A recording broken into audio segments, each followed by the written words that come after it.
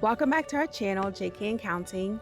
I'm Krystal. Today we're sharing how we prep for homeschooling that is free in New York.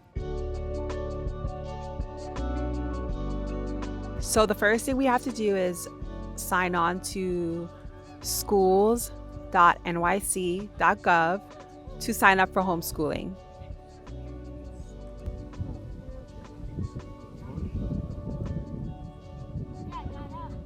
So I'm going to search homeschooling, and then it's going to bring you to the page for registering for homeschooling, but also all the information you would ever need for your homeschool year. So I'm just going to go here, and it says you can start registering for homeschooling now.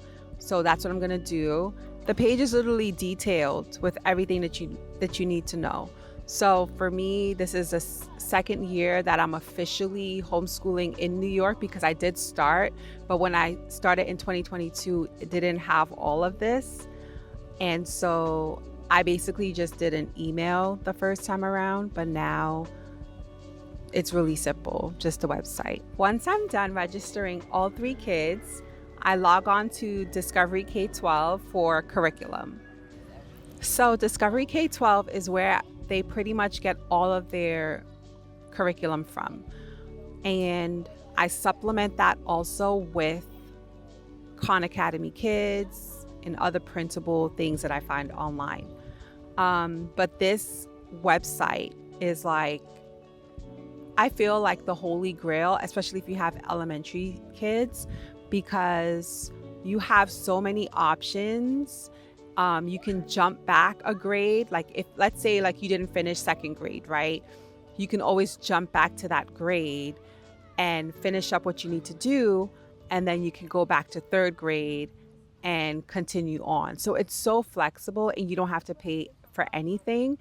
They do have a parent account where if you want to get grades, like official grades, official transcripts, you can pay $100 for the whole school year, which I think is a good perk. We haven't taken part in that yet, but it's not that bad compared to the price of other curriculums. So I'm logging on to Lucas's account. I'm going to just show you one kid on how I switch grades. So he just finished 4th grade and we're going into 5th grade. So I'm just going to show you how easy it is to just change curriculum. So we go into, so I'm logged into his account and I'm going to go to the sidebar and you're just going to go to change grade level. So once we go to change grade level, this page comes up and you just literally select which grade you're going to switch to. So we're switching from 4th to 5th, and then you hit submit. And then it tells you your grade has been changed to 5th grade. So now you can see the curriculum outlines here once you swap the grades, right? And then it will bring you to this page where you can pull up, even save or print their syllabus for the whole school year. This is the part that I love because it transitions so perfectly for the individualized. I never remember, I only know the acronym, which is IHIP, but it's pretty easy to transfer your syllabus into the individualized home instruction plan. Once you're going over to, the state website. But here you see the full syllabus. They break it down on what they'll be learning for the whole school year. And obviously you can add in whatever you want to add in, or you can swap whatever you don't want to do and put in something else, which is why I love this, because you're not set on a specific curriculum where you paid for it and you feel like, no, I paid for this, I have to stick with it, right? You can swap, you're flexible. And that's what I love, the flexibility, because I have 3 kids and they all learn in different ways. So sometimes, like I want them to maybe not do something here, and then we'll do something on Khan Academy Kids. You know what I mean? So it just makes it easier. So here they lay out everything in terms of what the kid will be doing for that full school year. And you can have a condensed on a PDF, right? Save it to your computer, but you can also print it out. I tend to print it out and put it in their folder just so they can also see what they're doing for the year.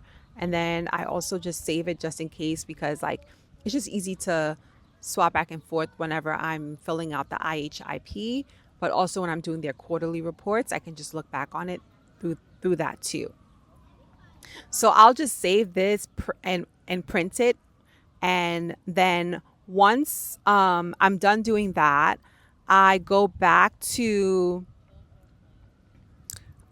here, right? And you see it says today's assignments. When school officially starts for them, you can pretty much get that day's schoolwork on the screen. However, if you're starting school early, which I am, you're just going to see the summer break page, but you can click on daily assignments and you'll see all the days, all 180 days. So you can skip days, you can move faster, you can move slower. You always have access to each day. It's not like it's gone. And that's what I love about it. So like, let's say if I miss like day 4, I can always go back to day 4. So this is what a day 1 would look like on Lucas's grade level. And it just basically like tells you what we're going to be learning today. They'll either have videos available to watch, or they'll have like a list of math problems to do, or they'll have like a drawing exercise or your spelling words for the week.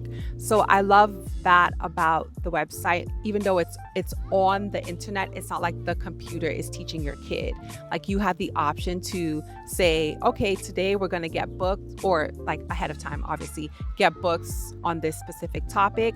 And you can learn about that topic, but then you can also go back here and like watch a video if maybe you're helping another kid, right? So you have options. You're not stuck on one specific way of teaching. You have options. Kind of leading onto what I do, I'll look at the overall curriculum for the year and I'll section it off into quarters for each subject, and I'll get books from the library. I'll log into my library app and I will search for whatever topic I need for the kids for that specific quarter. So for example, our classic book that we are going to read, I decided on Treasure Island. And first I did my research obviously to see if it's like grade appropriate for Millie and Lucas, and it is. It says about like 4th grade to 6th grade. And so we try to read one classic book a year together, and then one fun book together, and then they'll read their own books within the weeks. So I'll search Treasure Island, and they have options for ebooks. Obviously I don't want an ebook because I want us to read aloud. This is how I track them, making sure that they're reading at their grade level. And I will basically just see if it's available, and it's on hold. 24 people have it on hold. And so I'll just have a backup book. So I do have a backup book that I'm going to look up. But in the meantime, this is how I supplement as well with Discovery K-12. And again, you don't have to supplement. It's just your preference. I prefer to do it just because I don't want them to just be stuck behind a computer. So I'll use this as the main thing for when we are in the house. However, if we're out and we're just moving about, it's good to have like a book, a textbook, which I also borrow from the library. And I will head to the park, or we'll be at the library, or we'll be at a cafe or somewhere, right? Because even though you're homeschooling, you don't have to stay at home. If I didn't explain already, we're homeschooling for a full year. So we start July 15th and we'll end June 27th. And so there's 2 week break in between. Right now we're filming within that 2 week break. And so you get a gist of how my year is going to be. It gives me enough time to not feel rushed. And so I have 2 weeks to prep and then we start, but we start off the summer with just reading and math only. So that way we can still enjoy the summer. So it's good to kind of see what your year is in advance and not wait till you're close to your school year to start prepping. Just an FYI. All right, so now once we do all of that, look at the syllabus, figure out the books that we want to get from the library, anything that's useful for you, right? So for me, I print out like attendance sheet calendars for them. Well, I go back to the website, schools.nyc.gov, and I go and I fill out the IHIP because now I have all the information that I need to enter into that.